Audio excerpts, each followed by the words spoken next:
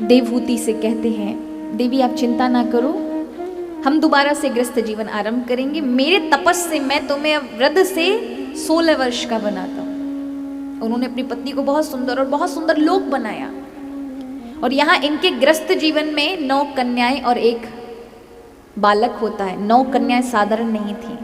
अनसुईया, अरुंधति, ऐसी ऐसी देवियां जो पतिव्रता इत्यादि, इन सभी में सतियों में सर्वश्रेष्ठ नारियां इनकी बेटियां हैं। और बालक के रूप में 9 के बाद जो आए वो थे कपिल भगवान। बोले कपिल वासुदेव की जय। सांख्य शास्त्र का उपदेश करने के लिए यहाँ कर्दम ऋषि के यहाँ गृहस्थ जीवन से ये आए हैं। तो यहाँ कर्दम ऋषि देखते हैं भगवान को, प्रभु के समीप आते हैं। वो पुत्र भाव नहीं देखते, वो देखते हैं साक्षात नारायण मेरे घर आए हैं। उनको मोह नहीं होता, भगवान उनके मोह को हटा कर रखते हैं। तो प्रभु से कहते हैं, प्रभु मुझे अब आज्ञा दीजिए कि मैं अब वन की ओर जाऊं, परिव्राजक जीवन जीऊं। अब गृहस्थ जीवन से मेरा मन ऊब चुका है, अब आ गए, अब आप अपनी लीला करिए, मुझे आज्ञा दीजिए। प्रभु ने कहा, सभी काम तृष्णाएं वासनाएं हर चीज को छोड़ करके जाओ। मेरा हमेशा हृदय में स्वयं वस्तु के रूप में, प्रकाश के रूप में मैं तुम्हारे साथ रहूंगा। कहीं भी तुम्हें डर या भय नहीं लगेगा, अभय होकर जाओ। गक्ष कामया पृष्ठमयी संन्यास्त कर्मण, जाओ। यहां चले जाते हैं। लेकिन देवहूति से जाते जाते कहते हैं, जब कभी कोई सुझाव ना मिले, समाधान ना मिले, तो ये जो तुम्हारे पुत्र के रूप में है ना, साक्षात नारायण, इनके पास जाना। कर्दम ऋषि को जब देखते हैं देवहूति की ओर देखते हुए, क्योंकि अब छोड़ रहे हैं, तो कपिल भगवान अपनी पिता से कहते, पिताजी बिल्कुल चिंता ना करिए, माँ को मैं रखूंगा, माँ का ध्यान मैं रखूंगा, आप जाइए। कैसे ध्यान रखेंगे? आत्मज्ञान देंगे। कई बार माता पिता ये उम्मीद लगा कर बैठते हैं, बच्चे कहते हैं ना, माँ पिताजी का हम ध्यान रख लेंगे। बेटी कहती मैं ध्यान रखूंगी, बेटा कहते क्या ध्यान रखोगे, मेरा जीवन का कोई भरोसा है? कई बार ऐसे लोग प्रसंग देखे जाते हैं जिनमें बेटा कहता है मैं ध्यान रखूंगा और बेटा ही माता पिता से पहले चल बसा। कौन ध्यान रखेगा?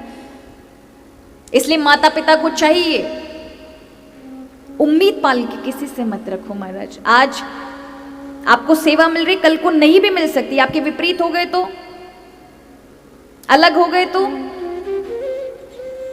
तो ऐसे अपने आप को क्यों जीना? परतंत्रता में जीवन जीना दुखदाई है। सबसे अच्छा है इस शरीर को अपना मान कर रखोगे तो इसे सुख सुविधाएं, बाकी सेवाएं सब चाहिए, उम्मीदें लगी रहेंगे। मान के चलो आप शरीर नहीं है, आत्मा है। ये शरीर एक ना एक दिन छूटेगा। तो जब तक शरीर भगवान ने दिया है, इसका उपयोग करते रहो। अपने आप को बूढ़ा मान के रहोगे तो समय से पहले बूढ़े हो जाओगे। आजकल आप देखें 50 साल की आयु में लोगों को लगने था बूढ़े हो गए, पैर साथ नहीं दे रहे, लंबी लंबी सांसें खुद से लेना चालू कर देते हैं। और जो उम्र में महाराज खूब दौड़ लगा सके, उस उम्र में अपने आप को बूढ़ा मान करके इतनी जल्दी बुढ़ापा आता है कि आप 60-65 में उनकी हालत देख लो महाराज। जो 80 साल के वृद्धों की होती है वो 60-65 में लोगों की होने लग गई। वृद्ध अवस्था में भी अपने आप को युवा की तरह मानना। इसलिए मैं तो कहती हूँ हमारे वृद्धों को युवाओं के पास बैठना चाहिए। क्यों? जो वृद्ध युवाओं के पास बैठेंगे वो ज्यादा खुश मिजाज होंगे, खुश रहेंगे।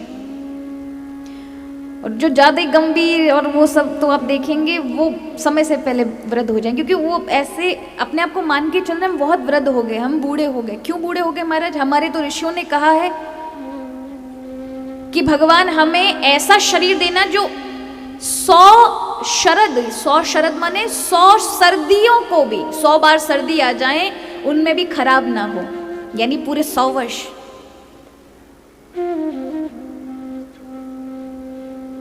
तो मन से अगर आप ऐसा सोचेंगे तो फिर काया तुरंत ढलने लग जाती है, उसके अनुरूप मन बना देता है। शरीर की वही प्रत्येक कोष वैसा ही काम करना चालू कर देगा। और कई वृद्धों को आप देखिए, माना कि जरा को हम रोक नहीं सकते, बुढ़ापे को नहीं रोक सकते, मेरा आपका सबका आएगा, किंतु समय पर आए, समय से पहले ना आए। इसका भी ध्यान रखो।